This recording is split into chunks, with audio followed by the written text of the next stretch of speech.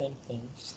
That is the production possibility frontiers between these two curves, the furthest and the closest. And then you can either choose producing at Q1 or Q2. Q1 and Q2 will represent different price level. Yeah, the relative price. If that is choose at Q2, this is the price. Relative price PC, the price of close to the price of boost. See that, and then you produce at this amounts, relative quantities. But if the price, if you produced at this point, that is the price you're gonna supply at this amount. Actually, this one is the relative supply between these two goods. Not so much hard to understand. You want to see that you can look at this very short summary too, I believe. How increasing relative price close affect relative supply. Very simple. Panel A, this one, okay, the horizontal line becomes stepper when the relative price of close rises, okay, from this to this one. See that? Meaning to say that the price of the close is a little bit higher expensive, it's a little bit expensive, more expensive. Compare as this one is more expensive, okay? And this one is less expensive in terms of closest. Okay? Yeah. How can we understand this? We compare this based on the opportunity cost. Okay, this one, if you increase 1 unit of close, how much the food that you are going to give out? And if this one, if you increase 1 unit of close, how much that the food that you are going to give out? Okay, that is a lot of surprise. So it rotations of moving from we. This one is the representation of the ISO value, or you can call it but a constraint. That is the same meaning. So as the result, the economy produces more closed and less boost, and equilibrium output. See from Q1 to Q2. See that? This one, the relative price of close increased, and then they will change in terms of their productions, allocations. So they will produce more closes. See that? When the price of close increase, there is the incentive for producer to produce more, and then they will increase the production of clothes, and then they need to cut down the production of food. See that? And if you look at the panel B, the same thing, slur, meaning to say that with the price of this will be supplies at point 1 and point 2. Panel B show the relative supply associated with the production possibility from TTT. So the rise of PC over PF to 1 to PC over 2 lead to an increase in the relative productions of clothes. See that from this one to that one. See from this one to this one. See the price increase. Okay, so that is the relative price and production possibility frontier relationships. So this is also very important that you need to look at too. If you look at figure 6.3, I think this should be below, right? This one, yes, this should be below. It's also in different curve have 3 properties that I discussed to you earlier. You need to learn about the property of indifferent curve here. So one is that they are downward sloping. The meaning is here, okay? If individuals offer less food tends to be met equally below. C must be given more closer. So see that? And the second property is that the further up of the right and different code like the higher level of welfare towards its corresponds. An individual will prefer having more of both goes to less. See that? And then the third property is that each indifferent curve gets flatter as we move to the right. They are both out to the origin. And then the more C closed and the less F an individual consumes, the more valuable units of food is at the margins compared with the unit of clothes. So more C will have to be provided to compensate for any further reduction now. Okay, yeah, that is the case. Okay, this one they combined together. They combine together with the production possibility frontier, which represented by TT, and this one is the issue value or the budget line. You can call this, and this is the indifferent curve. See that? So the higher the indifferent curve moving to the right, okay, the higher goods that the consumer can consume. Okay, so you look at this, the economy produced at point Q, because this one is the production functions or production possibility from T, I'm sorry, ISO value learned, and then they will produce here. Okay, and what next is that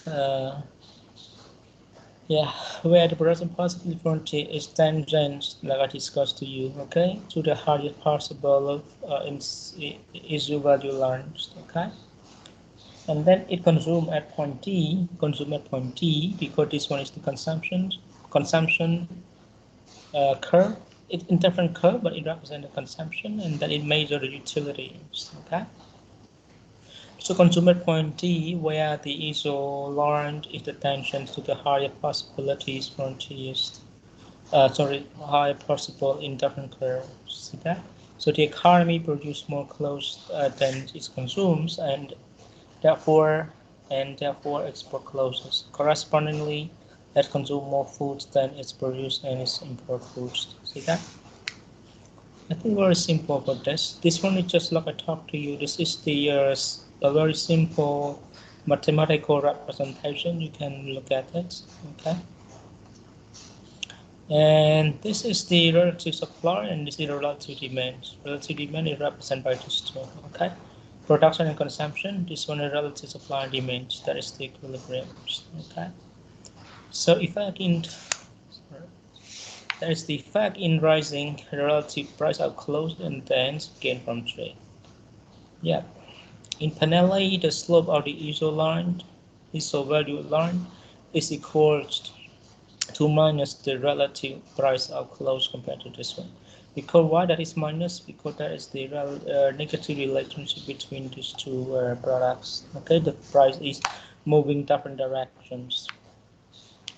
As a result, when the relative price rises, all ISO value learned becomes stepper. So that rises becomes stepper here. This one is very like this, and then this one becomes stepper like this.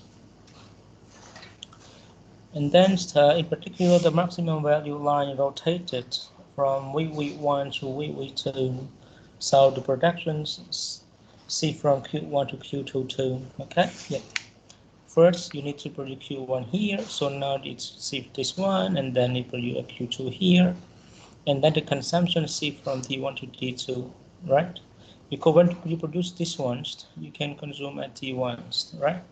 Because the higher value that you can realize is this one, the one, because your ISO value learn or your budget constraint is the tangent of your indifferent curve. Okay, and when you shift this, it comes to T2 here. When you stepper, you're getting better. See that?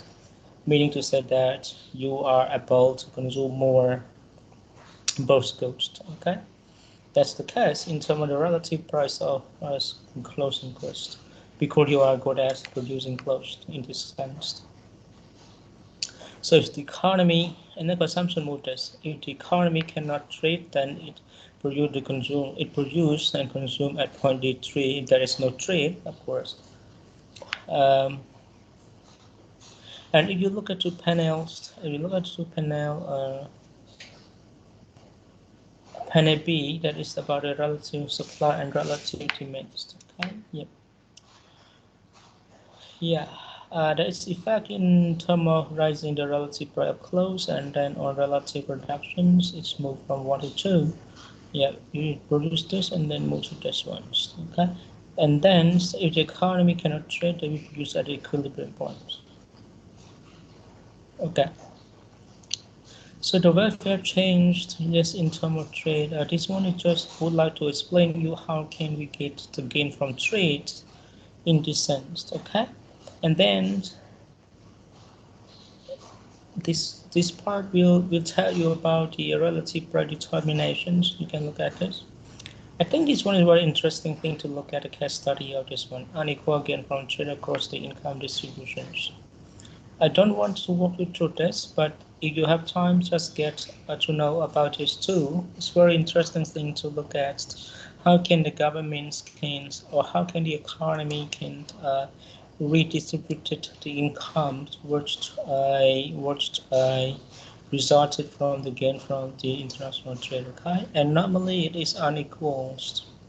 Like we have learned in the beginning of the course, some of the people will feel happy in terms of the international trade, while the others might feel a little bit, might feel suffer or might feel pains in terms of international trade, because international trade could kill some of the industry in the domestic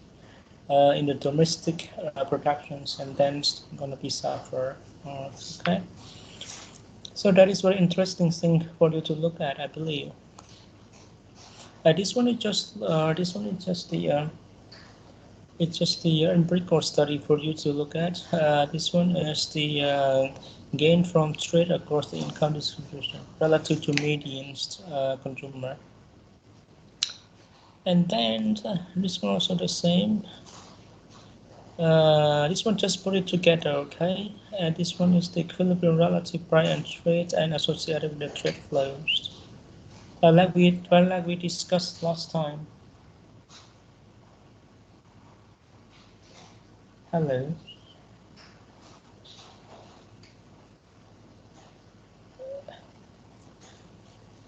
hello. Hello, sir. So far so good. Can you just look at this graph a little bit? Give me a few minutes. I need to pick up some of my. I need to pick up my phone a little bit. Okay. I'll be back shortly. Maybe around 5 minutes. Okay. Just look at the graph. Okay. Yes, teacher.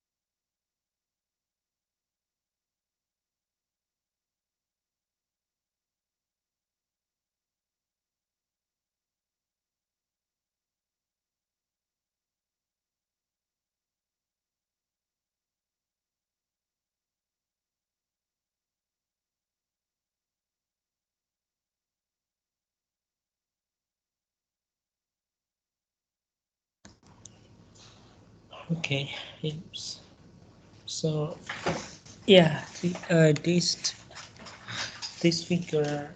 Can you hear me well? Hello,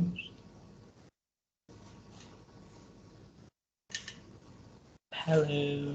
Hello, Chair. Yes, this figure, like I discussed with you last time, we have homes country and different country, and then this one is just home country produce a lot of clothes and produce less food because they realize that they have the comparative advantage in terms of producing clothes while the foreign country they produce a lot of food because they realize that they have the comparative advantage in terms of producing food, okay, and then they do the trade together, and then you look at this, there will be some of the allocation here, okay. Yeah, this one is the yes, this one is the foreign food export. They produce a lot of food, and then this one, I mean, they will consume at this point. Suppose that this point is their consumptions. Okay, the equilibriums between this and the tangents of the sorry, this is the equilibrium, consumer equilibriums side. Okay, and then so they need more food in order to consume. That's why they need to import from the foreign country with this amount of food, while they have already a surplus in some clothes here, okay, and then they will export these clothes to the foreign country. See, the foreign country consume at this point, and then they need this one as the clothes to be used, and then they import from the home country, export this, okay.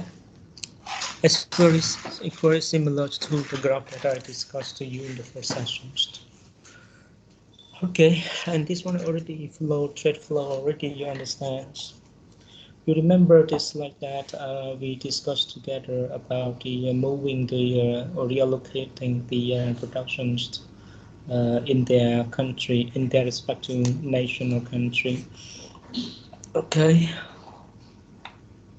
and then after that you also can see the relative supply curve. This one is another concept that could influence to the resources allocations. Okay, do you remember what are the sources of economic growth? I think you have learned the source of economic growth already, right? I asked you to do that in the regional economics course, the drivers of the economic growth. Yep. I think you have the ideas already about economic growth in the Asian regions. So this is the economic growth and the relative supply curve, okay?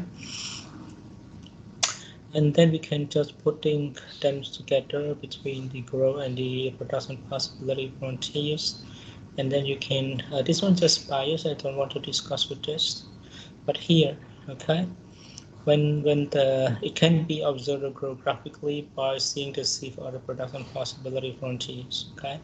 When it's shifted, it will grow, you like the growth, okay? And then you also realize this, you realize this the productions changed, okay? Yeah, and that is the same. So it's regarding to the relative supply and demand.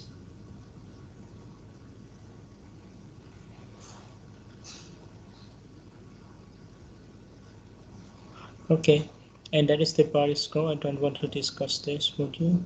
I just want to focus on trade, okay? And this is the world relative supply and the sum of trade. We already discussed last time. So relative supply 1 and then 2, okay? And then it's see from 1 and 2, and then this is also going to change regarding to the changes in terms of the price. Close bias growth. This one is food bias growth. I don't want to look at this. So the international trade effect of growth, sorry, the international effect of growth, I'm sorry, not trade. This one we will discuss a little bit further. Sorry, immeasurizing growth. I think it will be discussed in the modern growth. Yeah, should be modern growth. Yeah. Sorry, modern international trade and growth. Yeah, this one we will discuss further. And how grow newly industrial economy hurts the advanced nations. I don't know whether you understand why we link from the economic growth to the international trade here. The rationale why we are trying to link the growth to the international trade here because the growth could shift the production possibility frontiers. Okay, when it shift the production possibility frontier, it will change. It will change the. It will change the. How can I say this? It will change the term of trade. Okay, and that's why we need to look at this perception a little bit. Okay, yeah. But this is also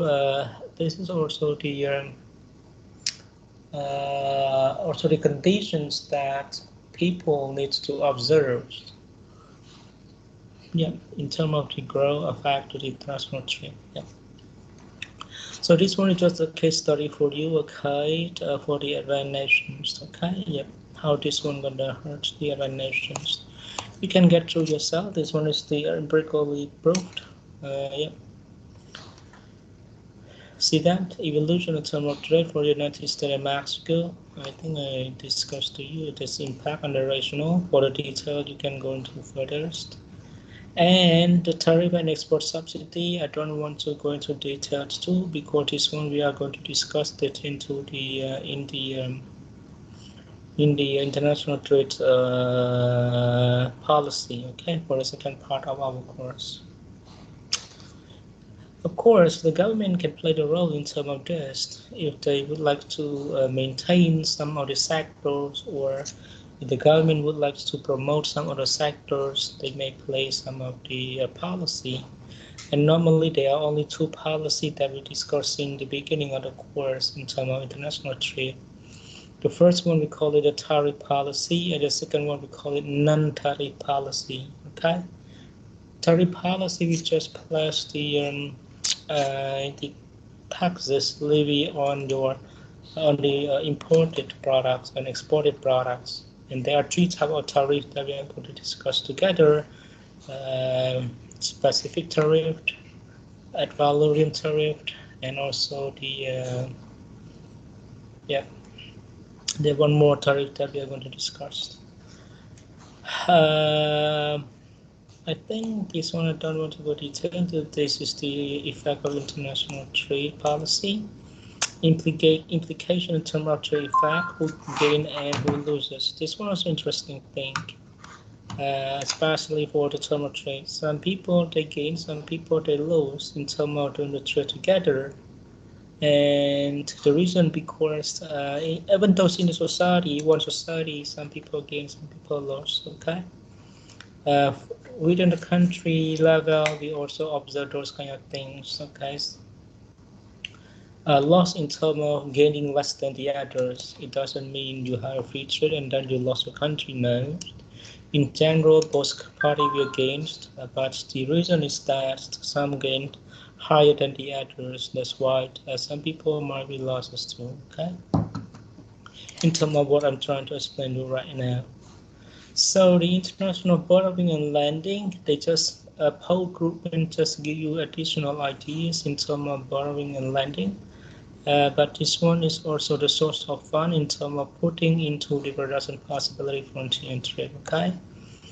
For example, like we are borrowing the money from World Bank and also Asian Development Bank in order to improve our production in the country. This also played a role in some of this one. Real interest rate, no need to look at in detail. I think this one is just partially, related. This one is the source of funding for the production only. And in temporal comparative advantage, this one I don't want to discuss into detail too.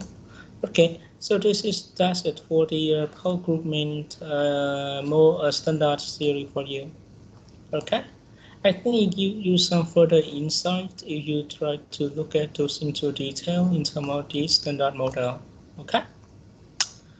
Okay, so let me, any clarification you need, if you don't, maybe I can move to another module.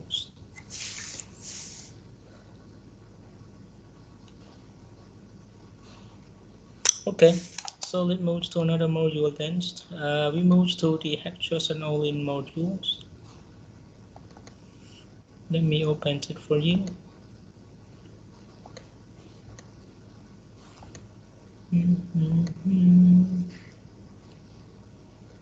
Okay, can you see my slides?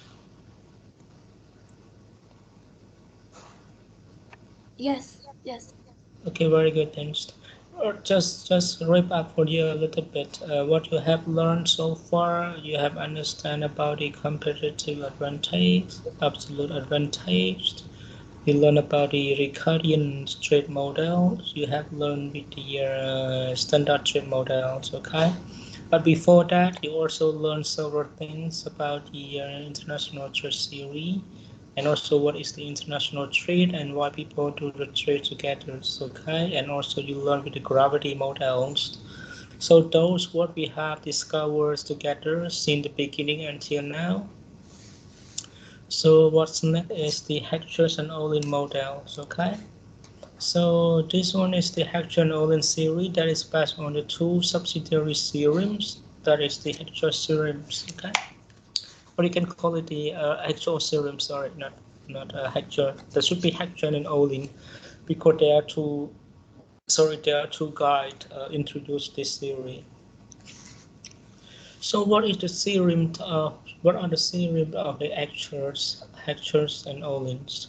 So they create a theorem by these two things here. Okay, two statement here.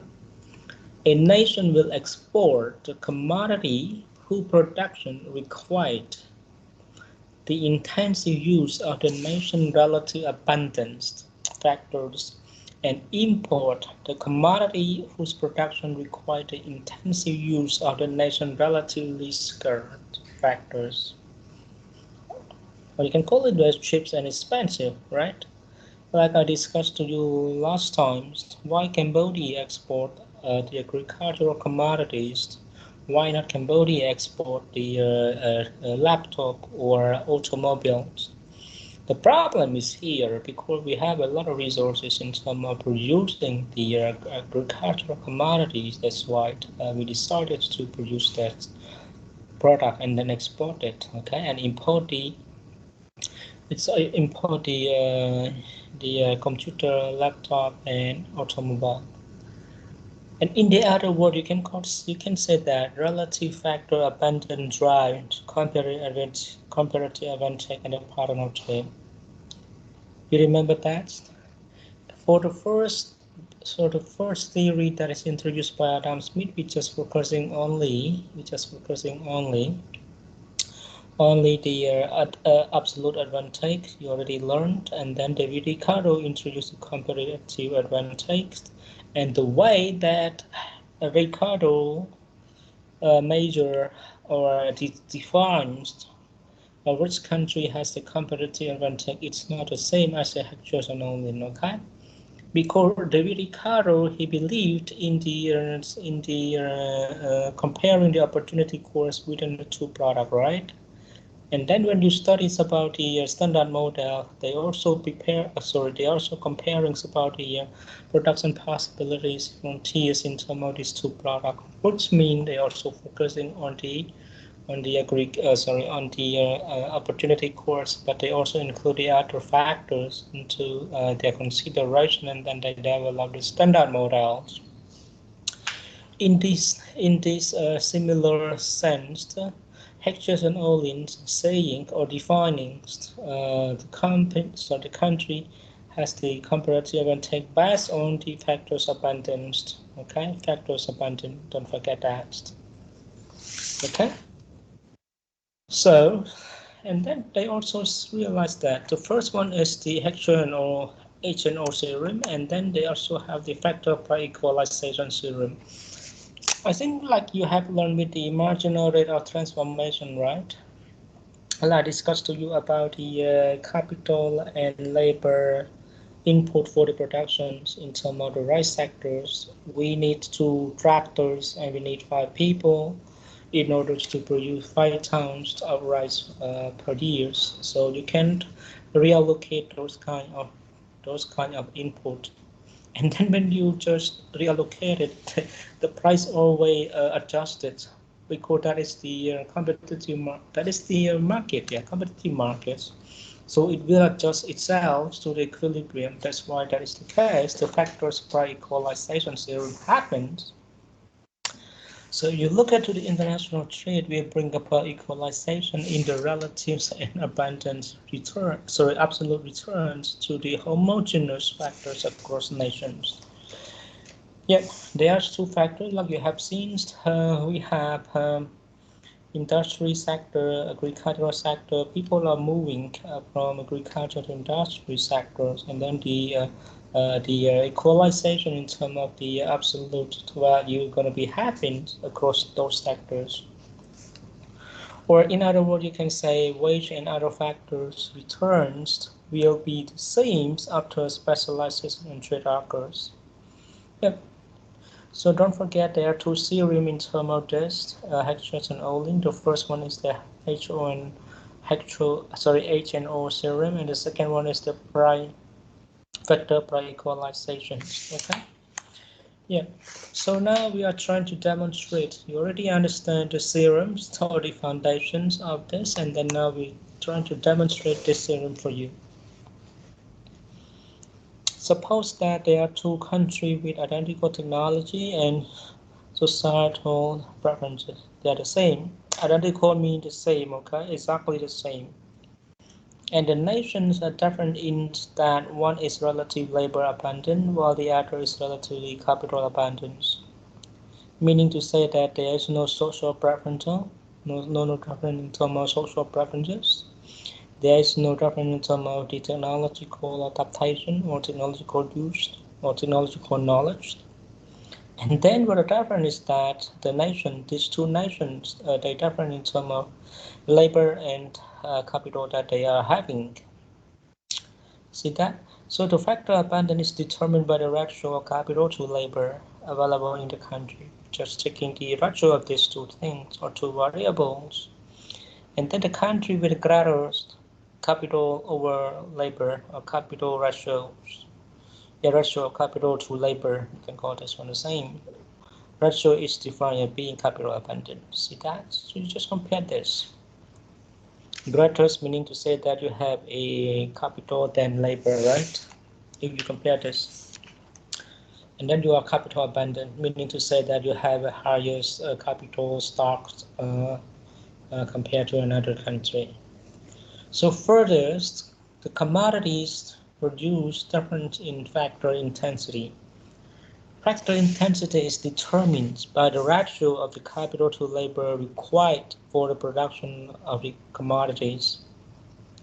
First, we are trying to understand about the ratio of capital to labor, and then now we are trying to understand the factor in intensity. So the factor intensity is determined by the ratio of capital to labor that required for specific type of commodities. Okay, and then the commodity required the greatest capital over the ratio of capital to labor, meaning to say that the ratio per unit of production is defined as being capital intensive.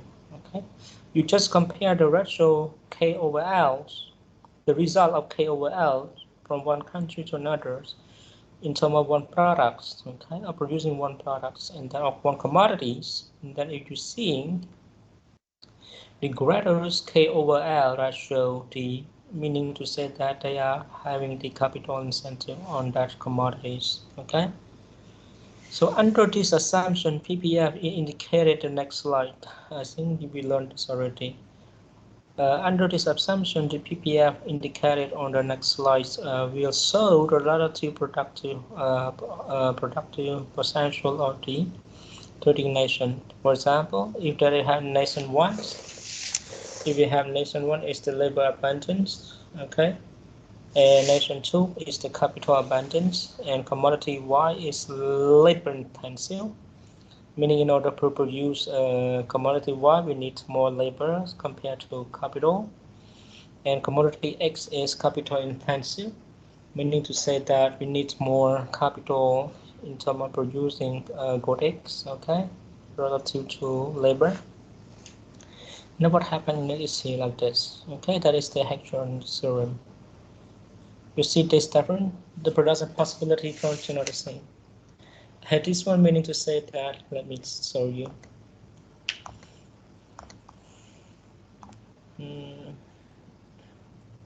I suppose that if I increase one more unit of good X here, sorry, that should be a straight line. You need to give up with this. I increase another one, okay. That should be this one. I increase another unit, okay. However, if I compare to this, it's not the same, right? If I increase one more unit, what happens?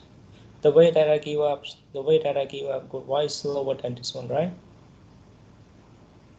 This one also the same. If I increase one more unit of good X, the way I give up is becomes smaller and smaller, right? It's very small.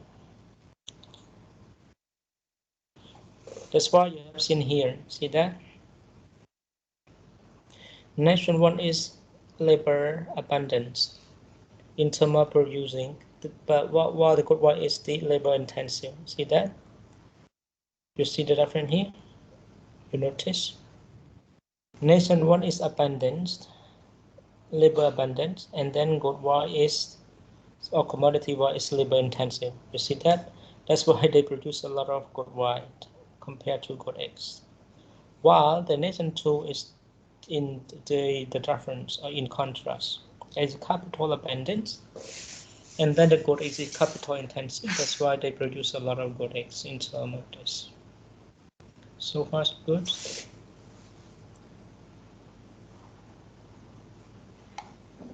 Hello. Yes, Yes, sir. teacher. So far so good. Okay, very good then. Okay. And then what happened next is here. If you just trying to demonstrate this again, but for each of the presentations, the two PPF may be overlaid in one diagram. You just overlay this into one diagram. Okay. Under the assumption of identical society preferences, we have the same preferences. Okay. This yield the production possibility. Sorry, the possibility in different curve with identical district. Here. Yep. Okay. And then what next? The combination of PPF and the indifferent curve establish a high opportunity course for nationwide in the production X. See that? That's why we can see the stepper. It is a stepper, the stepper here, the stepper tangents large here. Okay. But this one is a little bit flatter for Godex because for this, for the country, sorry, for the nationwide, the price of producing Godex is very high, okay, while the price of producing Godex for nation two is slow, okay. So using the logic of the standard model of the trade, they show that the nation will be specialized in the of production of an export Y. You see that? So far so good. It makes sense, right? And if you ask me why that is the production function is shaped like this, you need to look at to the abundance, okay, of the resources or factor abundance. And if you want to understand the factor abundance, you need to calculate the capitals, the ratio of capital to labor. Okay, yep, you just calculate that. So this sense, this conclusion, you can see that nation one will be expansive in terms of producing gold egg, but the nation two would have the competitive advantage in terms of producing gold egg because they can pay lower cost compared to the nation one. Okay, so this one you just look at this again, like I discussed to you. Nation one here, this one is nation two. I think that should be different from our slide. Let me check. Yeah, this one is a little bit different. Nation one should be good wide, and that should be good too. So this one is just another story. The same. It's just the same concept. It's just placing the nation one, nation two. Okay, it's just like this. So this one they will consume at this one and also produce at this point, right? This one they will produce at this point and consume at this one too, because this one is the indifferent curve here, where the tension they are meeting. That is the in autarky. There is no trade yet. Okay. What if they do the trade? They're trying to change or they're trying to reallocate their productions. This one you need to see that. This one is A here and then A prime here. Okay. And then they change it from A prime here to B, and this one they also change from A here to B. See that? So if the country B produce at this and then do the trades, okay, they can or they can't, yeah, they can consume at this one. See that? Because when they produce this one, 120 are good X and 30 are good Y, they can consume at this amount. Okay, because the highest one is the tension of this one. Yeah, Y is one also the same. The next one to changing from A primes to B prime here. Okay, so they can also reallocate their production from 60 to 40s and then increase from maybe 90 to 120. Okay, so that is this was here. So when you just demonstrate together, you will see this. Okay.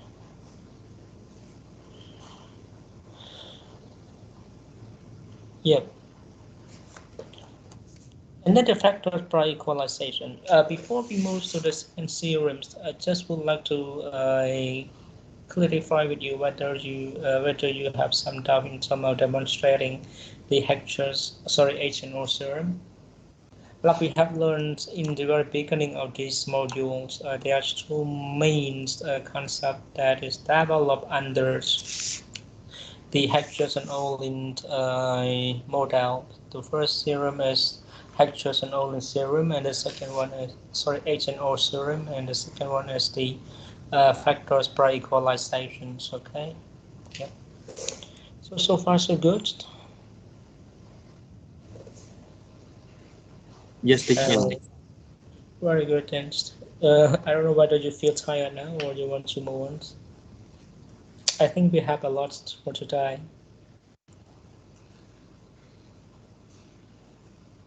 Any concerns? So far so good, right? Can we just finish our class here a little bit? No energy. Maybe we can continue for the second concept in terms of lectures and only by next week. Oh, next week. Yeah, we have class for next week. We break. We have holiday until 21st. Okay, 22nd we have class. Yeah. Okay. So we Okay. can continue class after next week. Sorry. Oh, Nothing. the information might not be overwhelming and quite a lot for us, I think. Okay. Yeah. So we can start Yeah. from next week. Okay. Yes. So let me summarize for you a little bit, okay, before I close our discussion for today. I know I feel the same a little bit a lot for today, but I believe if you look at very carefully against, you will realize this more. Actually, there is the controversy between these two modules, to be honest with you, whether we need to go with the action only first or we go with the standard model first. That's why I'm trying to make it into 1 week because the standard model and the actions and only model, they are very closely related to each other's. Have, as you have seen in the production possibility frontiers that you have seen earlier, it should be presented before the standard model, but the modules decided by this way. Anyway, it's all right then.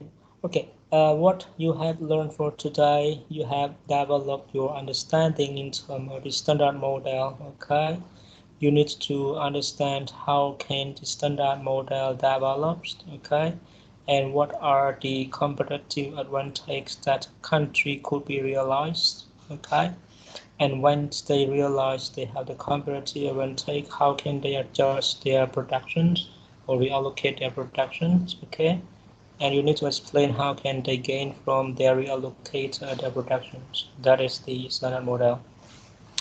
And for the Hector's and Olin model, we just gone through only one concept that is called the HO theorems. Okay, we're trying within the HO theorems. We also explained to you the module also explained to you in terms of the meaning and also in terms of demonstrating how it works.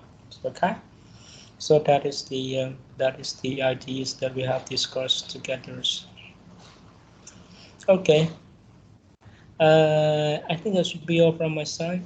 Any concern or any suggestion from your side?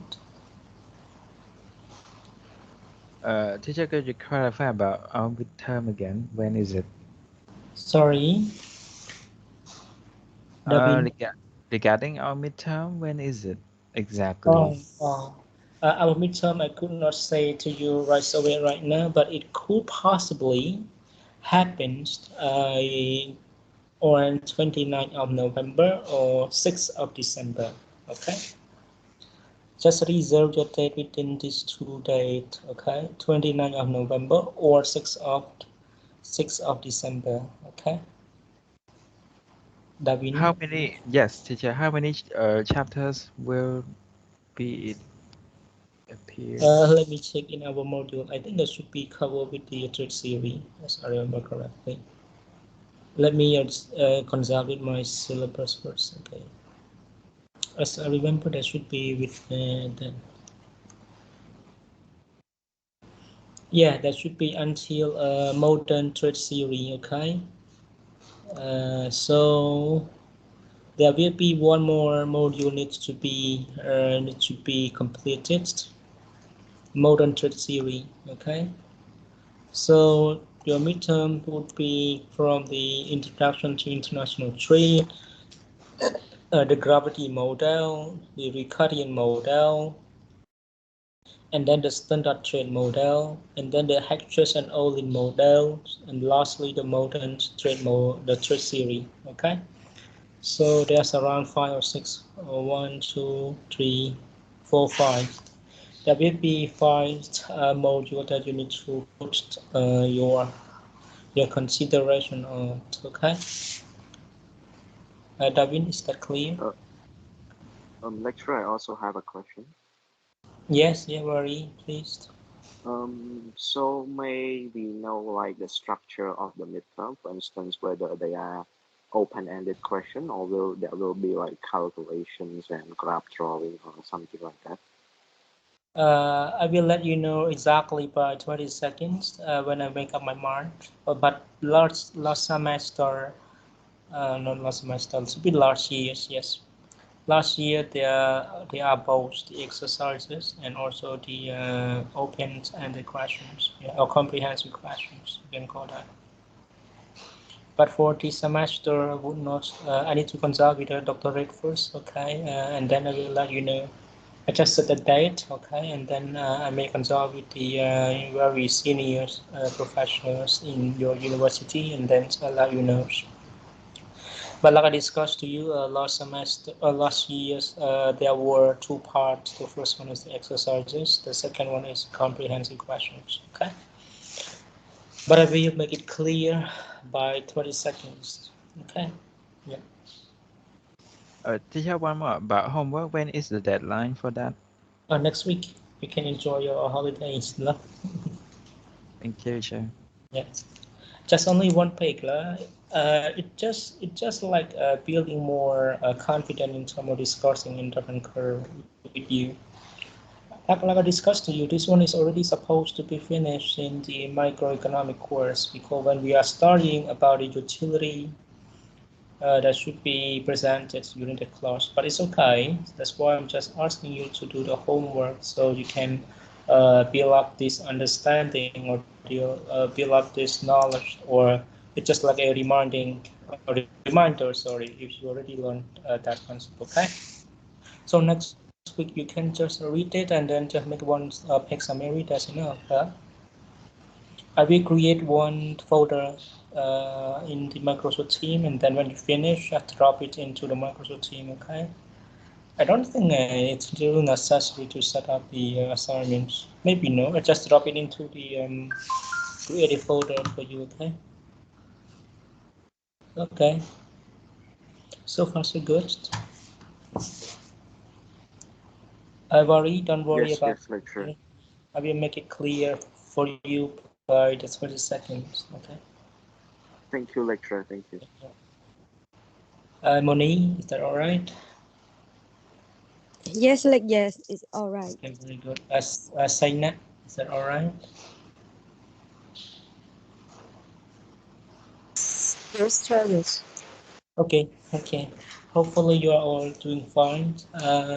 So again, thank you so much for today's session and being patient with me. Okay, have a good day and also have a good dinner. Okay, I'll see you next week, learn and enjoy your holiday too. Goodbye, Yes, goodbye, teacher. lecturer. Okay, bye bye. Good luck. Take care. Bye bye. My lecture. Bye bye. Good luck. Take care.